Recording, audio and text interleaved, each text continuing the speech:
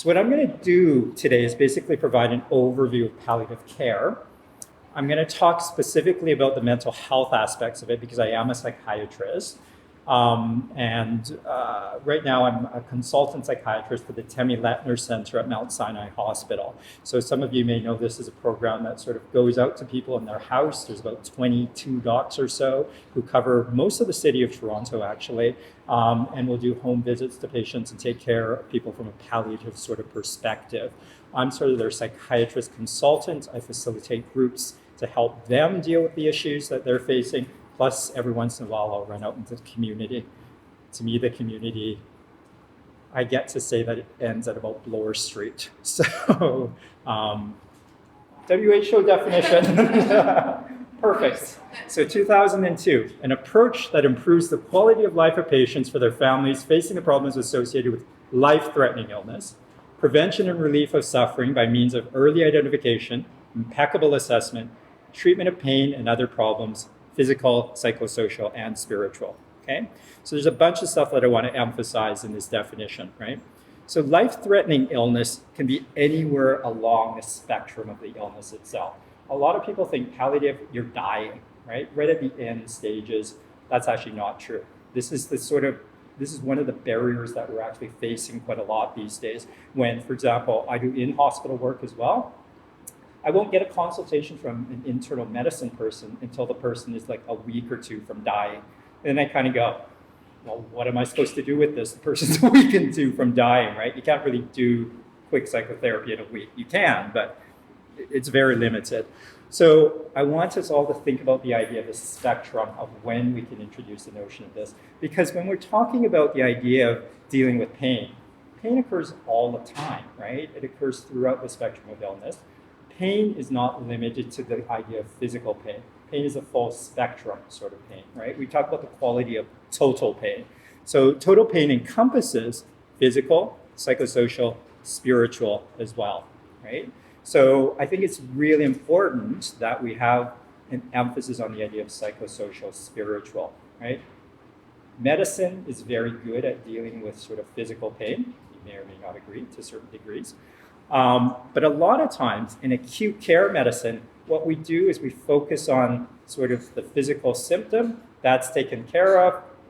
Okay, our job is done. That's very untrue. There's so much more that needs to be done in terms of the comfort and the care of the patient or the person. You can tell I come from a medical model. I sometimes use the idea of patient instead of person. There's so much more that can be alleviated in terms of suffering. So this is one of the slides that I wanted you to see.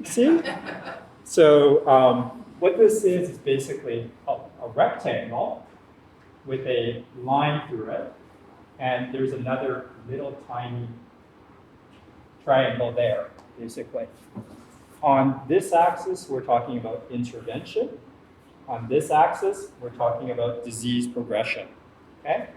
So and this triangle represents palliative care. This triangle up here represents curative intent.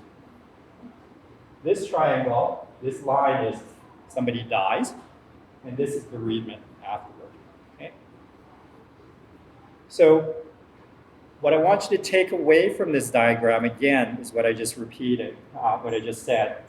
The idea that anywhere along the spectrum of the disease progression, you're going to have a mix of both curative intent and palliative care, okay? So, for example, if you're thinking about somebody with cancer, and they say have very widely spread metastatic cancer, it's in their bones, it's in their brain, it's everywhere, and the person gets a pneumonia, right? And they're suffering because of the pneumonia.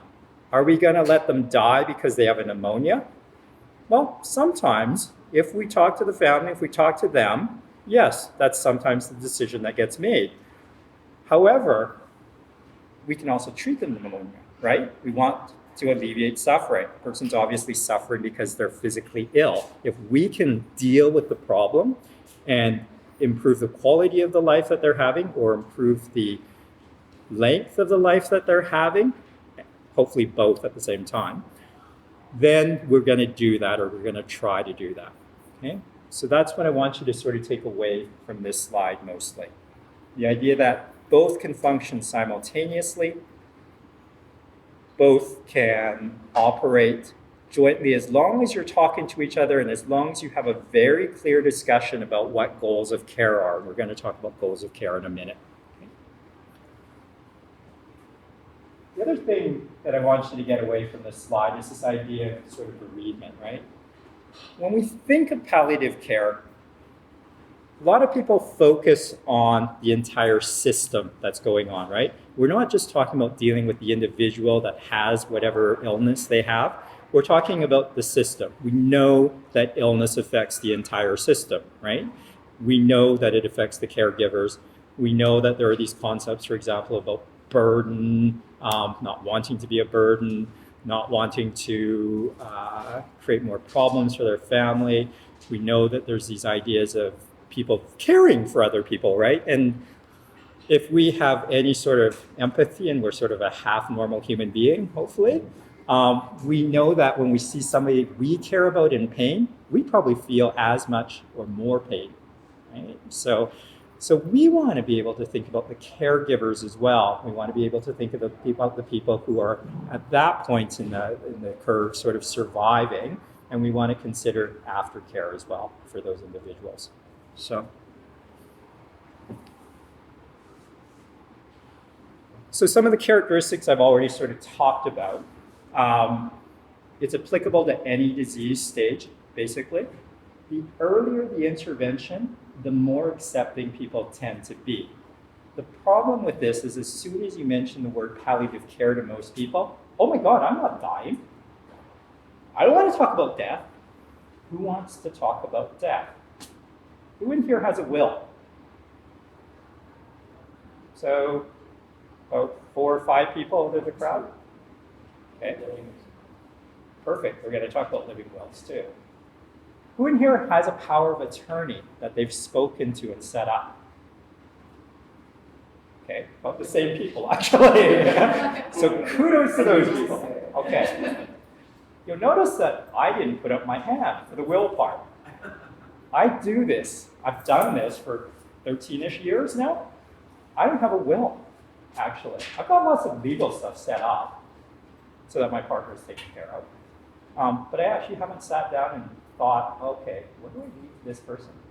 I know it's anxiety in me. I know it's existential anxiety. I've got all that intellectual knowledge and stuff around that, but I've also got a lot of anxiety around that, right? So I do have a power of attorney, and I've had very detailed discussions about what I want and what I don't want them, right? So I'm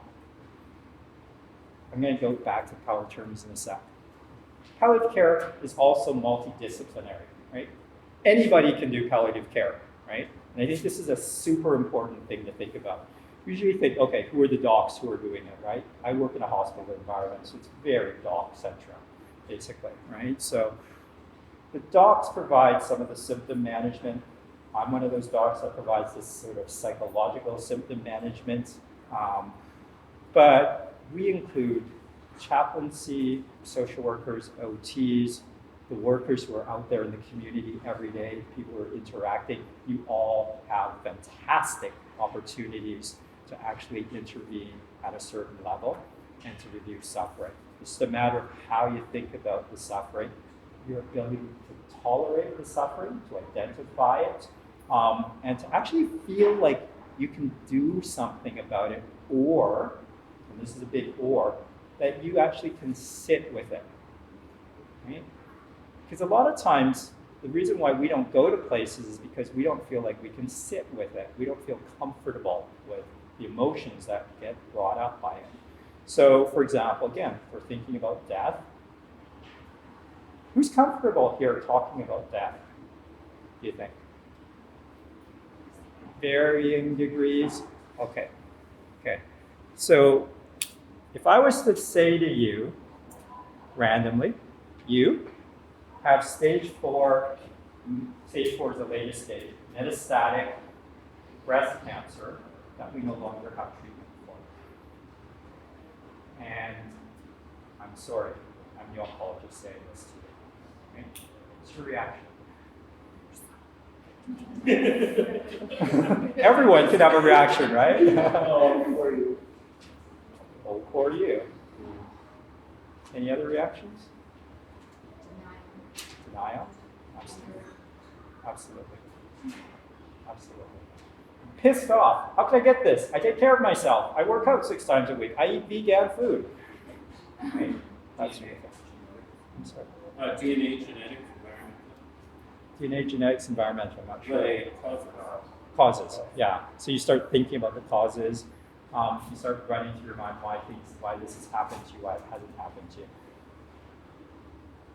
Ultimately, underneath all of that is something that I would call existential anxiety, right? You're suddenly faced with this concept that we all know is there. We all know we die. We all know people who die. We've all experienced death in some way, shape, or form, directly, indirectly. As frontline caregivers, you've probably experienced it more than the average sort of person may have already. I think one of the key aspects of being able to do palliative care work is to be able to understand your own reactions to it, to be able to self-reflect about what your own reactions to it. Because if somebody starts to want to have a conversation about their illness, you have to be able to have that conversation about that illness. Whether that involves lots of screaming, lots of anger that gets directed at you sometimes, crying, hopelessness, whatever comes up, sort of from a mental health perspective. So the first thing that I'd like you to think about is your own reactions to death and dying, basically. Your own reactions are significantly influenced by your own previous experiences with death and dying. We talk about people having good deaths, not so good deaths, whatever good death looks like, right? Good death is typically thought of as sort of your peaceful, I go to sleep and I don't wake up in the morning. And it's sort of planned to some extent. Brendan, do you want to see? I think the idea is that whatever experience you've had with death before has significantly influenced how you're going to look at death, right? So I'm thinking about my grandmother. My grandmother had, at 93, a stroke, a big stroke, because her family doctor took her off one of her medications that would have prevented that stroke from happening. The reason why he took her off that medication was because he thought that the antipsychotic that she was just placed on would put her at risk for fall. So he didn't want her on a blood thinning, basically, because he thought there was an interaction. I'm a psychiatrist. There's no interaction. There's no significant interaction. So she had a stroke. She had a big stroke. The palliative care doc decided that, because I was a doctor, that she would show me the slide, or the actual CT scan of the brain. Medicine me kicked in and said, sure, I'll look at the scan. Emotional me looked at the scan and went, oh my God, right? Because it was so devastating what I saw on this sort of scan that it took me like quite a long time to register what I was actually seeing there, right? So I sat down with my family, I'm the palliative guy, and I talked to them about sort of options. Interestingly, they didn't talk to us about options. I talked to my family about options. So, and we decided to discontinue life support for my grandmother, which basically meant discontinuing IV fluids so that she would die within X period of time. So we all gathered around her bed, and she died relatively peacefully over the course of 7 days. And we traded a lot of really nice stories, and we traded a few barbs as well, my family and I, and my family in between. So I'm telling you this story because that's my most direct, immediate experience with death that involves me, right? And it's a relatively okay experience from my point of view. The one thing that wasn't okay with me is in my decision-making, we decided to discontinue the life support. At some point, my grandmother, in her unconscious state, started to move her arm. My sister's a nurse. So my sister and I go huddle in a corner and go, shit, what's this all about? She's moving her arm. Is she recovering? She can't be recovering. Wait, I know she's not recovering from what I know intellectually, right? She's got this massive stroke. I've looked at the CT scan. But my emotional side says, oh God, have we made the right decision? I want her to live. Uh-oh, right? That's the piece of me that I carry to the next one, right? That's the piece of me that I know I carry to the next one. I'm very vigilant about how people make their decisions. I'm very vigilant about sort of people making decisions in gray, lots and lots and lots of shades of gray, right? And not in that way. Shades of gray that really have no good right answer, right? And I want to help you guys or have you guys reflect on how comfortable you are with shades of gray as well. Because when we hit this stuff, there's a lot of them, right? And your ability to tolerate shades of gray is going to be incredibly important as we go along. So, any questions, thoughts? Cool. Excellent communication is a hallmark of palliative care. You would think this would be a hallmark of all care, right? I would think that, right? But somebody had to actually write a paper to say, hey, this is what it's about. We try to do better in palliative, I think. And we try to do better because of what I just said. I think when we're able to communicate, we're able to tolerate what the conversation is. We're able to go there with the people who want to go there. We're able to tolerate our emotions. And the other skill is we're able to contain them while they're doing whatever they need to do. Communication also has to do with even a milieu, right? Again, I work in a hospital. It's a shitty place to communicate, right? Everyone's been in a hospital here. Everyone's seen a ward here. There's no privacy. It's very difficult. There's that invisible, that sort of very thin sort of fabric thing. That's the cone of silence or something, right? It doesn't work like that, right? Setting up the milieu is really, really important to help create a sense of security for the person. Who here does home visits? Anybody? Great. So you're already on somebody's home turf, right? So they have the home turf advantage. They're feeling a little bit more secure. It's probably you who's feeling a little less secure walking into that environment sometimes, right? Yeah. I can tell you stories about guns being found in people's houses and things. Communication actually starts the moment you enter the room, right? So when you enter the room, and if you look comfortable, then that's great. You don't put the clients at ease, right? If you don't look comfortable, if you're hairy, if you walk in and you've just finished something really, really difficult and you're sort of flustered because of that, people read people, right? People in these stages of life are exquisitely sensitive to other people, or they can be, right? They will read you. Everyone reads you, everyone, right? It's just a matter of how exquisitely sensitive they become. When they're in an environment where they've seen caretaker after caretaker after caretaker, they actually have these experiences that are sometimes very good, sometimes not so good. Guess which ones we tend to remember? Yeah, we tend to remember the not so good ones because that's what our threat protection system in our brain does, right? Where's the tiger? Let's not go back there. That's the important thing to remember. We also like to remember where the berries are, right? So that we can go back and get the food. But we tend to remember where the tigers are because that'll help us survive. So you're walking in to somebody who basically has their own preconceptions of who you are. It's your job to actually be in a very neutral place, to be in a place where you're understanding where your own emotions and affect are, so that you don't walk into this environment and you have a better ability to contain the other person if you're in containment of yourself. Okay? So when we're talking about communication, we talk about goals of care a lot. This is a big, big sort of concept in palliative care. What are goals of care? It's pretty self-evident. Yeah? Goals of care basically involve the values of the person. What do you value? What have you been brought up to value? What's important to you? What gives you meaning in life? What do you think is important as you continue to get more ill? Is it pain control? Is it quality of life? Is it length of life? How do your religious beliefs affect what you're thinking? How do your previous experiences with death affect your experiences? And we all know that people in the HIV community have a lot of experience with death, right? And we know that a lot of that previous experience is going to come up as maybe a re-traumatization because there's a lot of incompletely processed grief out there, or just too much grief to process, right? So we know that when some of our clients start to face these issues, they've got stuff in the back of their mind about how people have died. They've got preconceived notions about what's happening. They've already built some values in their system based on their previous experience, right?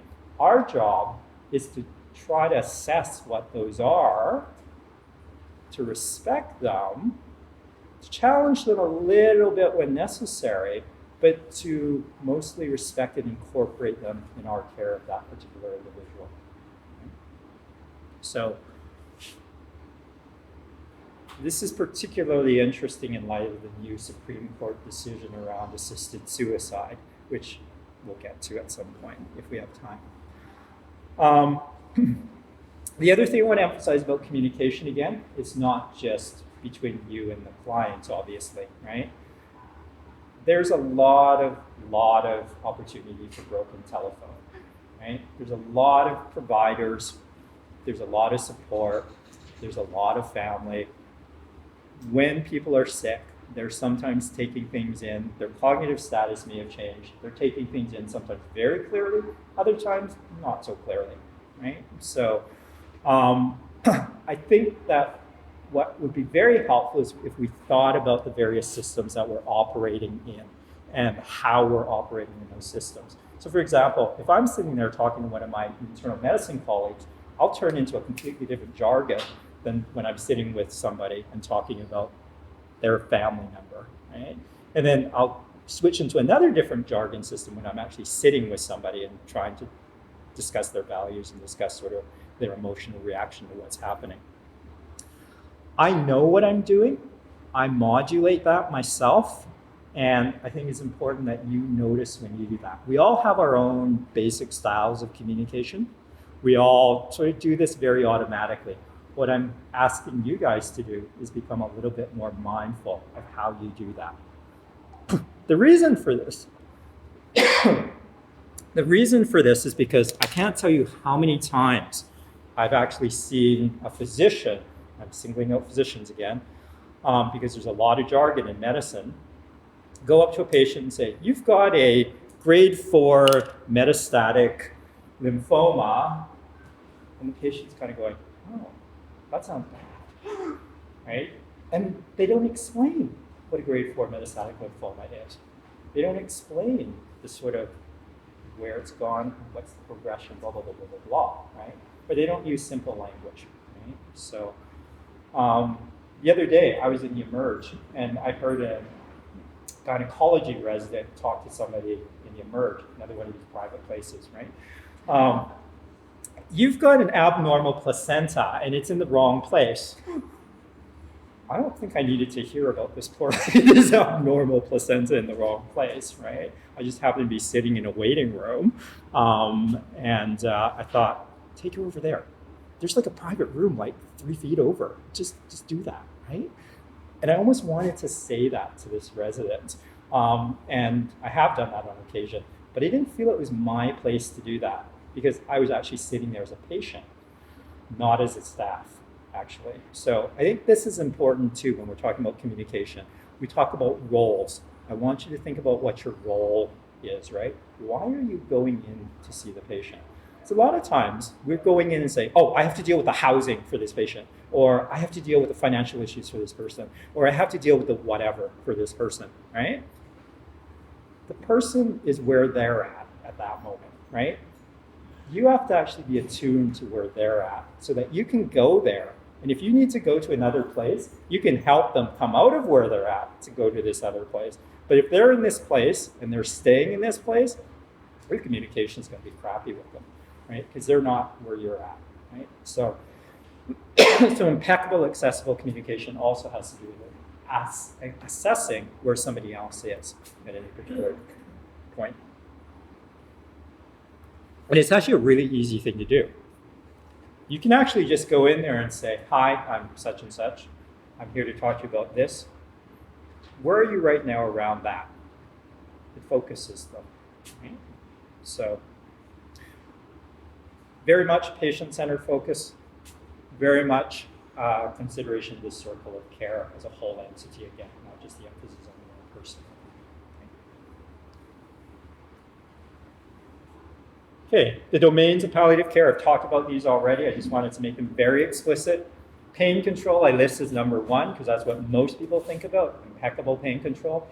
If you do not have good pain control, you're screwed, right? Because if a person's sitting there wincing in pain, they're not listening to a word you're saying. They're focused on this, right? They're focused on, right? It's terrible for them, right? So impeccable pain control is incredibly important. The other thing that's so important about pain control, there was a study done in the 1990s by a psychiatrist in Winnipeg that looked at suicidality and pain control. This is the other slide that I wanted you to be able to see, but of course it's like, oh my God, that's a mess. What I want you to get out of this slide is basically that there are actually two lines here and that both lines sort of track each other. So basically, people who have pain, and that's not very well controlled pain, actually feel like dying. We ask people, are you suicidal? And if they're in horribly uncontrolled pain, yes, I'm suicidal. You control their pain, their suicidality comes right down with the control of the pain. So that's why I put it as number one, okay? Control the pain, or if you're not in a position to control the pain, help somebody identify pain if they're in pain, right? Help them see that it's okay to display pain. Help them ask for help when they're in pain. If they can't feel assertive enough to say something, oh, I don't want to bother the doctor, he's too busy, blah, blah, blah, blah. You can help them in terms of how they communicate with other people and give them confidence, right, in how they communicate with other people too.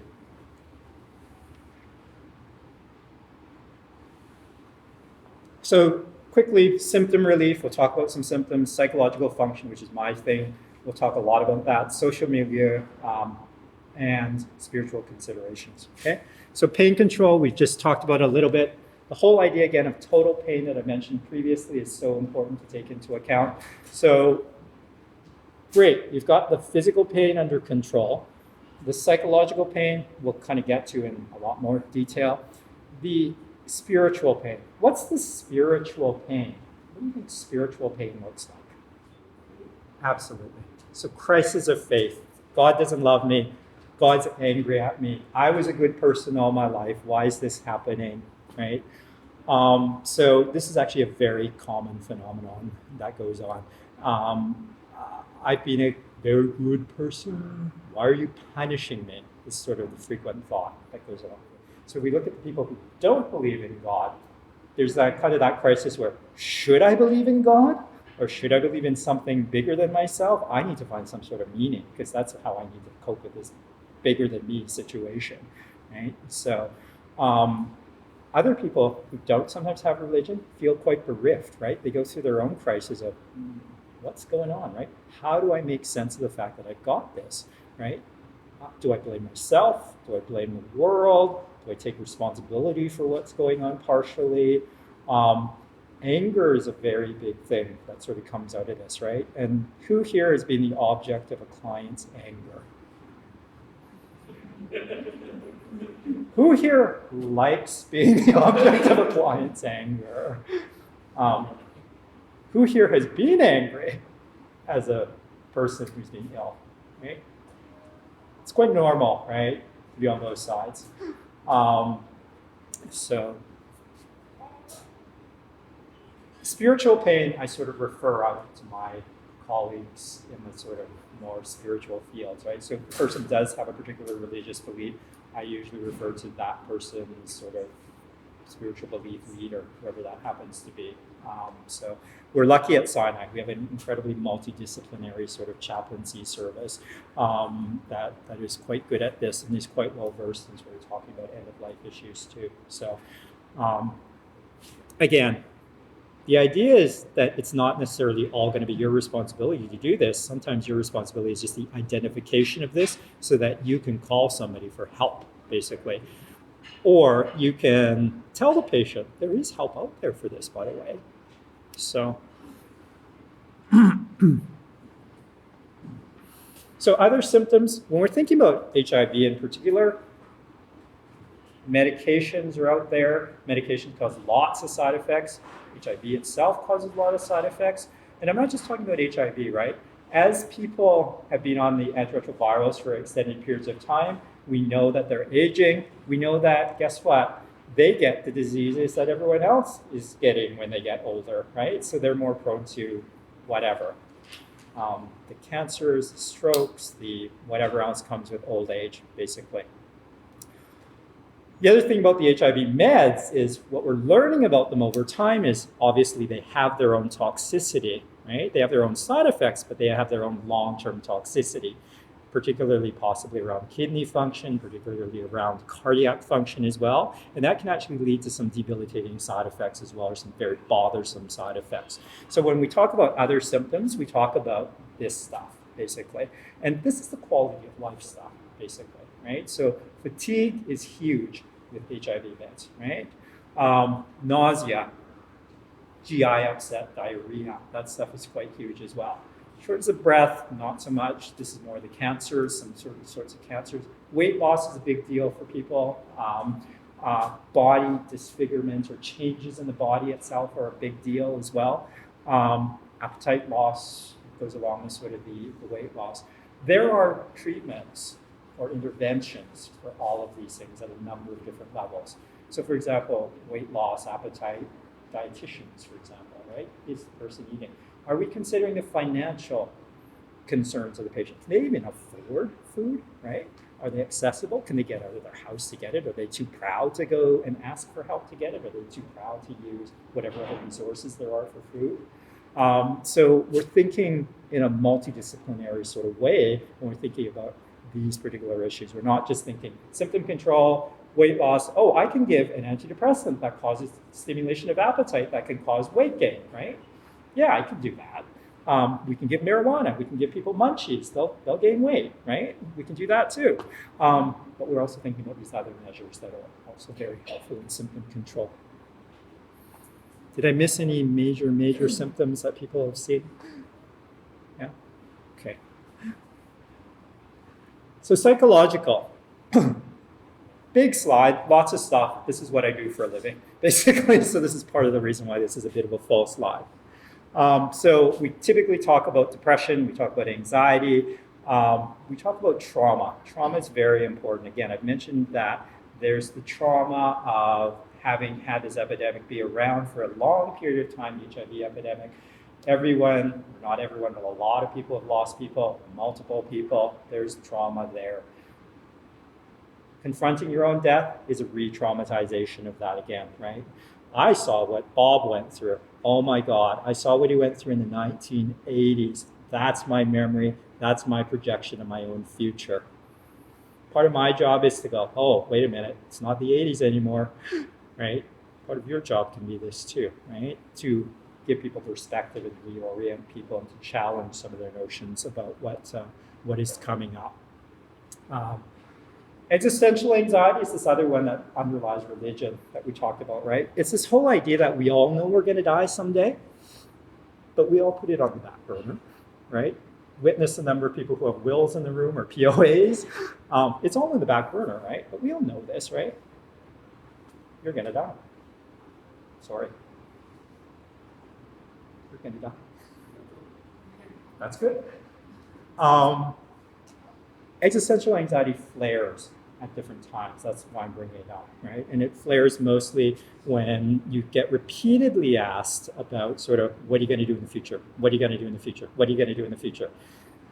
I don't know what I'm going to do 10 years in the future, right? I don't know how this disease is going to progress. I don't know. I can plan. I can have goals. I can have hopes. I can have aspirations, but I don't know. The absence of knowing is what actually creates anxiety. The absence of knowing how we're going to die is a big anxiety for most people. They don't say, I'm afraid of actual death itself. I'm afraid of how I'm going to die is the refrain that people say over and over and over. And most of that is about pain. Most of it is about aloneness, right? Not all of it, but that's the repeated themes that I hear. Right? So part of our job is to make sure that we tell people about palliative care. We tell people that there are specialists who actually can support around these various areas. And not just specialists, family. We want to support family to support people too. Right? So there's actually a whole psychotherapy called existential anxiety out there. It's very specialized. Very few people offer it. I kind of quasi-offer it. I do something else called dignity therapy, which is basically when somebody's at end of life, we do a life review with them. We actually talk about some of their great memories that they've had. We talk about things that they're particularly proud of in their life. We talk about their achievements. We talk about the way they've interacted with other people and what they're very, very proud of in terms of those interactions. We talk about their hopes and aspirations for the people that they leave behind and any special messages that they want to tell these people based on their experiences. We want people to transmit their wisdom, right? This is incredibly empowering for people. You're validating their lives. Yeah, exactly. Exactly. You're a human being. You're something well beyond just this illness. We want to make sure that we understand that, we validate it, and we remember it, right? Absolutely. Very powerful. So it's a very, very good point. Yeah, it is a risk. There's almost always something that people are proud of in their lives. There's always some little twist of something. And I think it's really important to consider it in the context of that person's life and to be able to feed it back to the person in the context of their life, right? So if somebody, for example, struggled with chronic sexual abuse from childhood, has a lot of acting out behaviors, ends up with a lot of drug and alcohol use, ends up not being employed because they can't regulate their affect or they can't regulate their emotions. They keep getting fired from jobs because they're always angry, or if they're always anxious, they can't get out of their house. There's something there for that person that might be a little bit of a triumph. I was sober for 3 months, right? Something they're very proud of, right? I was able to talk to my mom about this issue, right? So that's the sort of context. Your point is, however, very well taken. I once did a dignity therapy with somebody, and it seemed to be perfectly fine when I did the vetting and blah, blah, blah. And this person spewed vitriol at this one person. And one of my jobs in doing this dignity therapy is to edit the document that sort of comes out, right? So I edited out about 98% of the vitriol. And then I showed it to the person. I said, by the way, this still seems very, very angry to me. Is that sort of the legacy you want to transmit? Is that what you sort of want to leave behind? Yeah, absolutely. It's her life. It's her document. It's her legacy. I can try to modify it. I can try to help people see the perspective, but it doesn't always work. I don't offer this to everybody. It's incredibly labor intensive. It basically is sitting with somebody, tape recording a session, which is about 45 minutes, transcribing the entire thing, going through the transcription, editing it so it all makes sense and holds together, sitting down with the person for another hour, re-editing, and then making up the document after that. So in total, it's about 10 hours per person, right? And I have a wonderful administrative assistant who puts up with me. And every time I hand her one of these tapes, she rolls her eyes and goes, so thankfully I have that. Cognitive changes, big, important thing to identify, right? Cognitive changes are the loss of self, right? In some ways, right? Cognitive changes can range anywhere from sort of minor memory deficits to sort of much more major deliriums where the person isn't aware of where they are at or kind of what they're doing, basically. Under the context of cognitive changes, I think one of the big challenges that always comes up is capacity, consent, competence, those sort of issues, right? There are different people in the community who do competence assessments around financial issues. In the medical field, competence is determined by the physician who is proposing that particular treatment. I'm sometimes asked to say, is this person competent to say that they can take their meds or not take their meds? And I go, well, I don't know, that's your responsibility, right? Because to be competent, you actually have to understand the nature of the treatment, why the treatment is given, what the potential benefits are of the treatment, what the potential negatives are of the treatment, and you have to be able to say, yes, no, I understand and I accept that, right? The person who's proposing the treatment is in the best place to understand the side effects and all the other stuff, the progression and the possible benefits, and to explain to that person why they're using whatever they're using. I don't know why you're using this cancer regimen. Like, I kind of know, but I don't know what the side effects of this cancer regimen are, right? You explain that, right? That's not my responsibility, right? So medical competence is very specific. It's a little bit more difficult. There's some community people here. When people sort of want to do certain things and you kind of go, I don't know about that. That's making me feel really, really uncomfortable, right? Whether it's around financial decisions they're making or just really self-destructive behaviors or behaviors that you would question in terms of their judgment and sort of the person's safety and as they engage in these behaviors.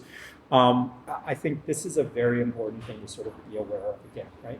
And if you want, any of these topics is like easily a 2-hour sort of talk, right? In a great deal of detail. I'm just sort of hitting the big things.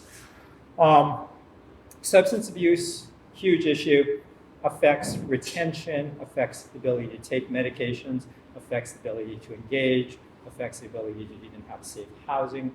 We know this, right? Huge, huge issue that we need to address. A lot of people don't think about substance abuse in palliative care. Person's got cancer. It's a 79-year-old granny. What should she possibly be doing? Right? It affects things, right? We need to ask the question. Coping. How do we cope? Everyone talks about coping. He's coping well. He's not coping well. What does coping mean? Anyone want to offer a definition?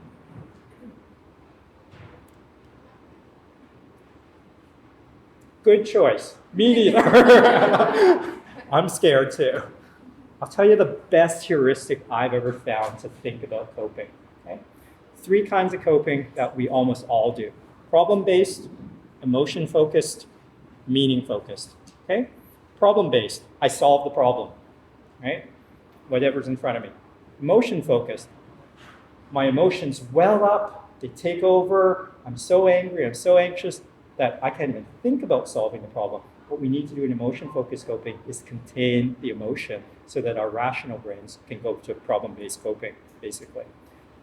Meaning-focused coping doesn't get sort of pulled out that often, but it gets pulled out every time we have kind of big crises. This is the religious crisis, right?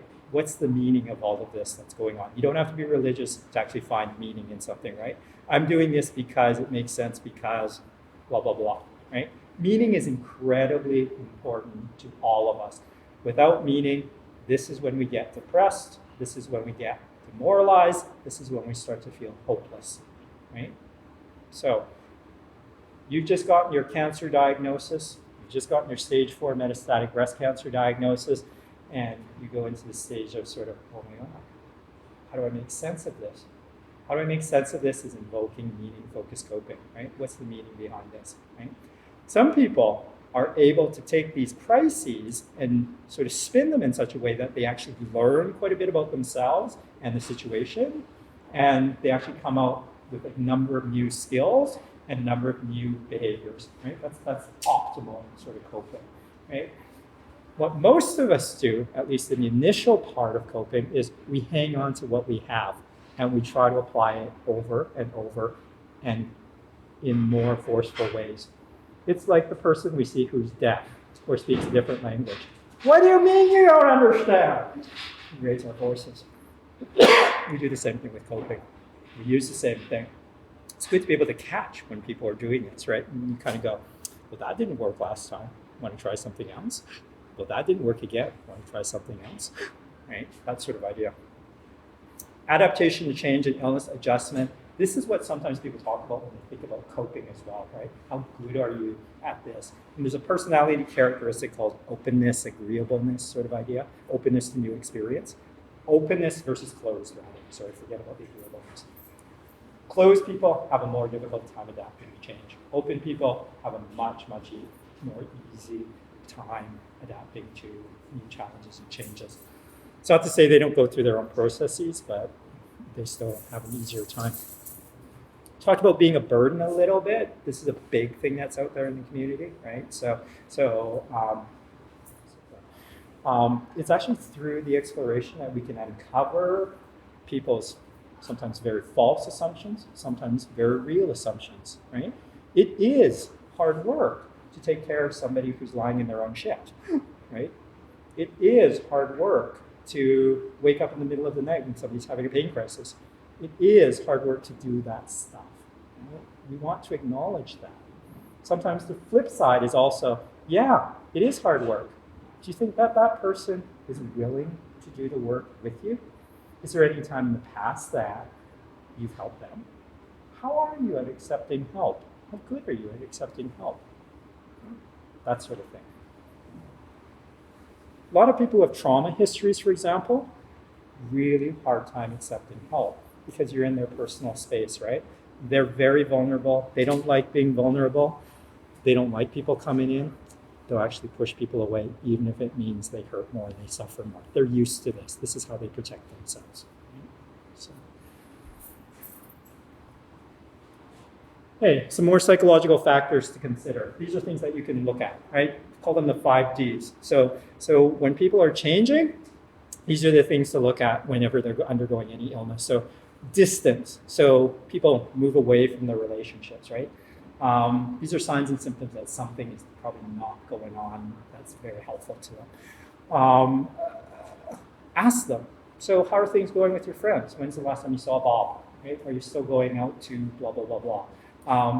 So when's the last time you left the apartment? That sort of thing, right?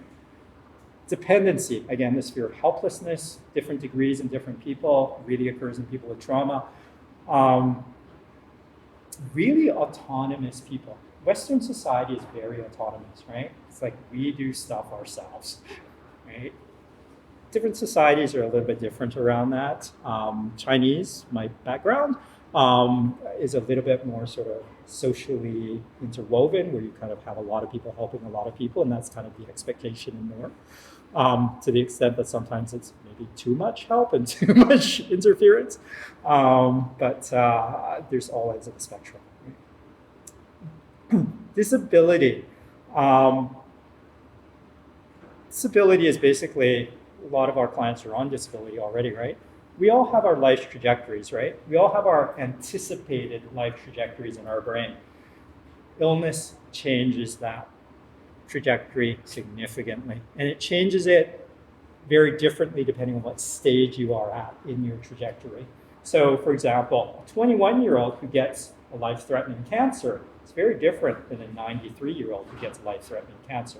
It's not to say they can't be the same if the 93-year-old still has amazing goals and stuff they want to do, but it's going to be different generally because of what you expect a 20-year-old to do versus a 93-year-old to do. So part of this idea is just to kind of figure out what the achievement disruption is. So you've gotten this illness. How has it affected your life?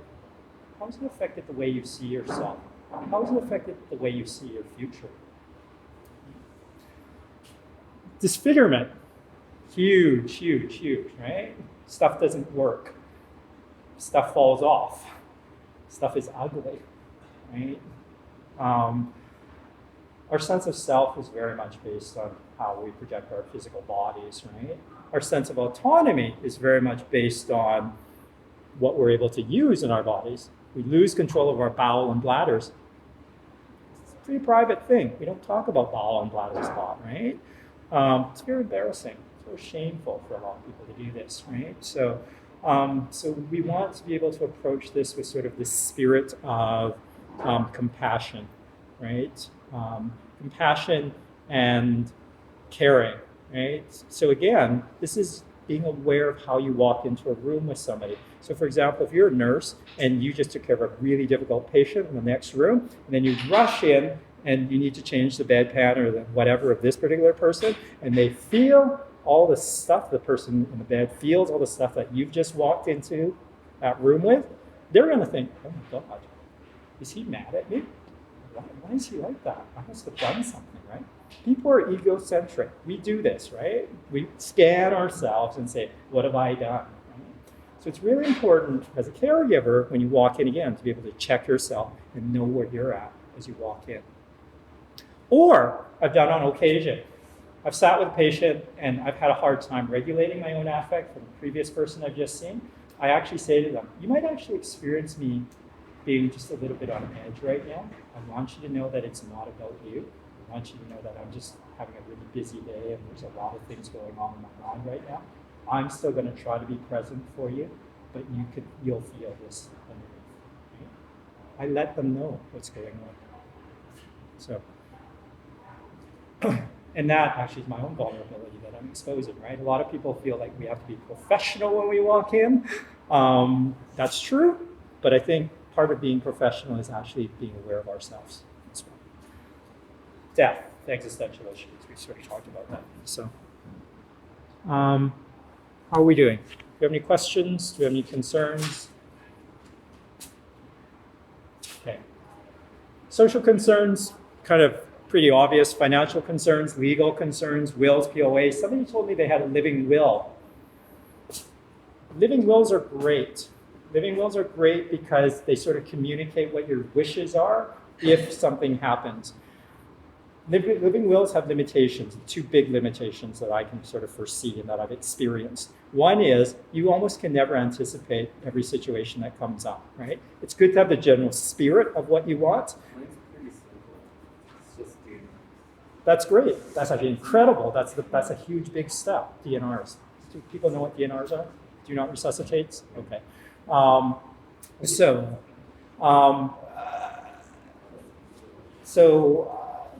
If you're going to make a living will, make it relatively thoughtful and comprehensive, right? My living will is going to be like 200 pages if I do it because I know stuff that can happen. Living wills, the second point.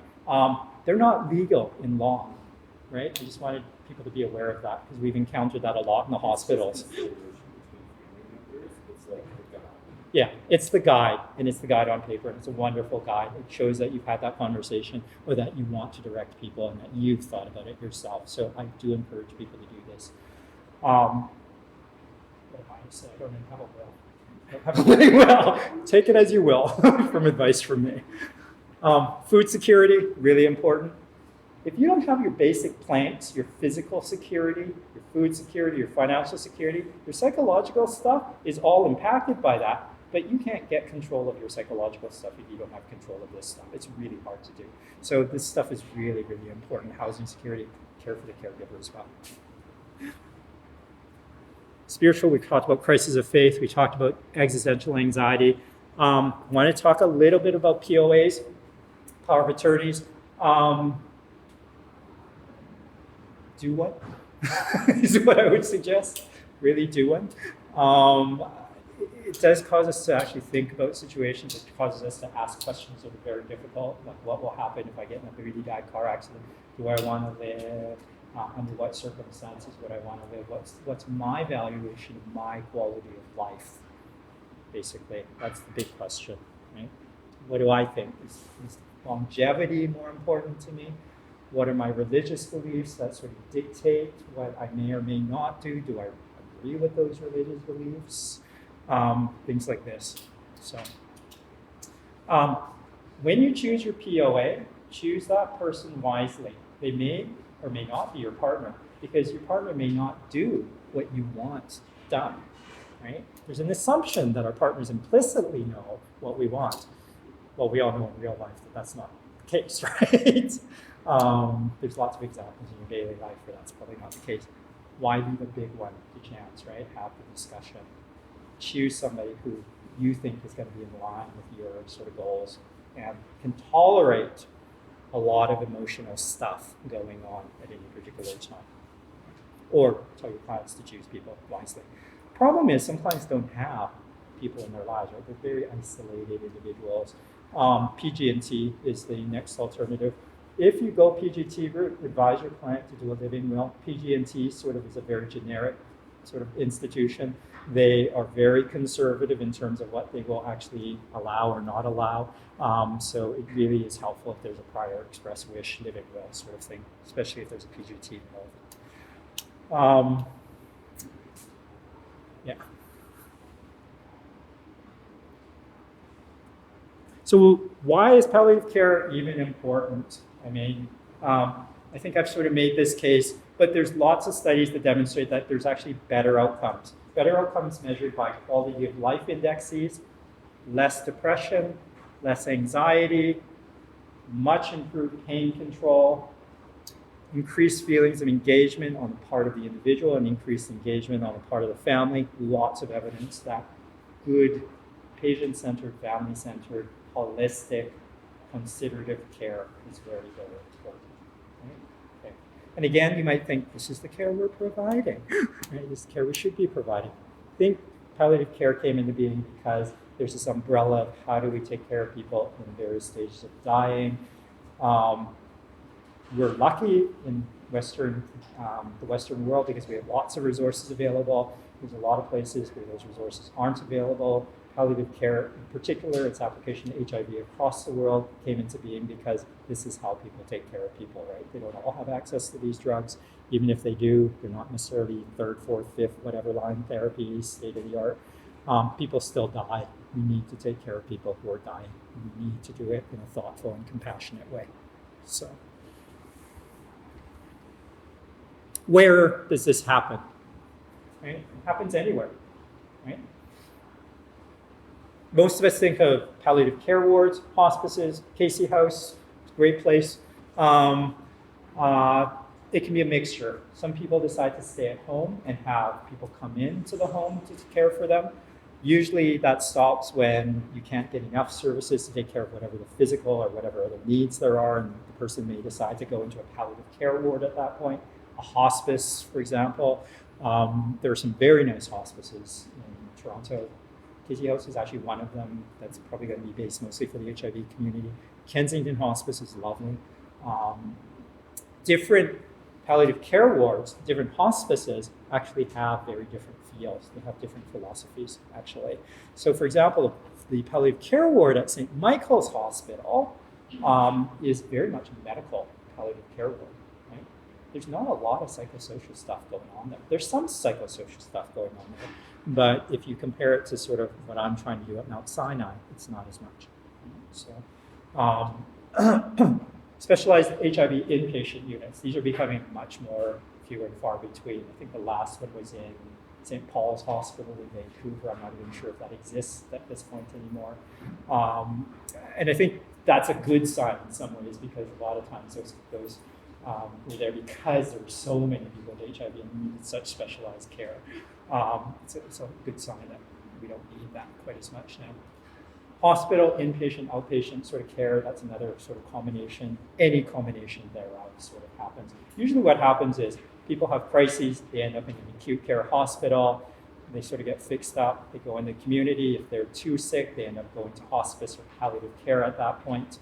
I think what the important discussion is, where do you want this care to happen, right? As much as we can accommodate you to understand what the patient's or a person's concerns and needs and wants are.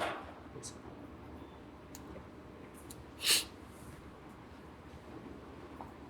This is my last slide. I put it out there because I think it's topical and I think it's related a lot to this idea of palliative care. Rational death, rational suicide. I don't call it rational suicide because I don't like that term. I don't like the juxtaposition of suicide with the idea of somebody dying. Suicide is a different thing in my opinion. And I just put one word, Supreme Court ruling, not because I necessarily have any great ideas about this or I need to teach you about it, but maybe to hear what your thoughts are about this and how it fits into, but it does definitely fit in. And we know we're in a very, very changing landscape around palliative care at this point, given the judgment of the Supreme Court. Do people know the judgment? It's been pretty topical for the last couple of weeks. Yeah, okay, great. The one thing I want to emphasize about the judgment, who here has read the judgment? Cool. So the judgment states in the last paragraph in the conclusion that the illness has to be grievous, it has to be irremediable, and that the person has to have a huge degree of suffering. That's not the word the Supreme Court used. They have to use unremittable suffering. And the court hasn't made it clear whether we're talking about just physical suffering, psychological suffering, or other forms of suffering. My understanding was the person has to be still cognitively there in order to be. Yeah. So I'm confused because if they have gone through all this suffering and everything, they may not be cognitively there emotionally. Okay. So how are they going to be able to make a decision? So cognition, it's a very good question, right? And I think it highlights one of the implicit assumptions that I find a lot in the hospital sort of setting. When I think about cognition, I think about it as a huge spectrum. And not only do I think about it as a huge spectrum of sort of you are very competent or you are not competent, but I also think about it as for what decision, right? So you can be very competent to manage your finances, but you may not be competent to do stuff around your medical decision making, right? So in a delirium, which is a sort of a fluctuating level of consciousness, if you're in that sort of hallucinating, delusional state and confused state, no, you're not competent. But delirium clears. There's episodes of clarity. So during those episodes of clarity, you can actually determine what the person's wishes are, right? If they're consistent over time. So I agree, the person does have to be competent. They have to be able to say clearly that they understand, again, what this is, what the consequences of it are, what the consequences of not doing it are, and why they're doing it. So less of the why they're doing it. So we don't need to justify it. So the thing about rational suicide, and I'll just put this in very quickly, is a lot of people, again, get to that suicidal state or rational death because they are depressed, because they're anxious, because their tolerance for things is low, because they have a lot of bad pain control. There's a lot of stuff that can be done to actually help remediate this idea that you want to hasten death, right? There's a subset of people who actually have all of that, who still say, this is beyond what I was expecting, this is beyond what I want in my life. I'm fully rational, I'm not depressed, I'm not anxious, I'm okay with dying, blah, blah, blah. Please give me whatever. Right? I've already seen a couple of those people for psych assessments, and I've said, yeah, there's nothing psychiatrically going on with this person. Psychologically, there's a lot of thought process going on with this person. I can comment on that, but that's not a decision that I get to make for them. They get to make that own decision for themselves. So that's sort of my can stuff. Questions, thoughts? I have kind of a specific question. The pieces that you were talking around working with existential issues and meaning making, is that like the kind of work that Viktor Frankl wrote about? Yeah, Man's Search for Meaning. Yeah, absolutely. So Viktor Frankl was a gentleman who actually was in the German concentration camps. You probably know this story. During this time during the concentration camp, he had a lot of thoughts about sort of why is this happening. His sort of, the culmination of that is basically the book Man's Search for Meaning, which he wrote after he was released at some point. I read it hoping to find the answer. It's not there. It's thoughtful. It's sort of, the answer is basically the meaning is sort of the meaning you find for yourself, basically. So it's a very I found it a very dense book. I don't know if anyone else has read it. So is that? Yeah. Existential crises, and I want to emphasize this again, it's not just about psychiatrists, psychologists, people, right? Existential crises are all over, right? Everyone can address existential crises at some level. So is my beautifully legible diagram here, right? Where in the spectrum do we involve? It's a very good question. It's one that doesn't probably have a solid answer. My stock answer would be involve early. Really, really involve early. So even if you're sort of at this point in disease progression, let them know that this other stuff exists. Let them know about symptom control. Let them know about caring in some other ways. Because a lot of people go into that problem-focused coping mode, right? The problem-focused coping mode for MS is, I'll beat this. Give me some whatever, right? Give me some Remicade, give me some anti-inflammatories, give me whatever the current state-of-the-art treatment is, right? Problem focused, right? The problem arises when you can't solve the problem anymore, right? Sorry, your HIV meds no longer work. We've run out of them. Sorry, we have no more chemotherapy for your cancer, right? To me, that point is too late, right? I would really encourage a discussion around palliative care before that. What we're trying to do in the field of palliative care is really address the stigma that palliative care equals death and dying in the last couple of weeks, basically, right? No. In fact, I can point out a number of examples where my colleagues, my palliative care colleagues, the physician colleagues, have been able to actually extend life well beyond what you thought possible because they have such impeccable control of symptoms, right? This person was supposed to have died of their cancer or their bowel obstruction, right? I see a stethoscope around your neck, right? Remember what you learned in med school? Never let the sun set on a bowel obstruction? That is not true. That's not true, actually. Bowel obstructions can go on for a long time. So that's what I've seen my colleagues be able to do. And the person still has quality because at that point they're interacting, they want to interact, this is important for them. They'll sit with bowel obstruction, blah, blah, blah, right? So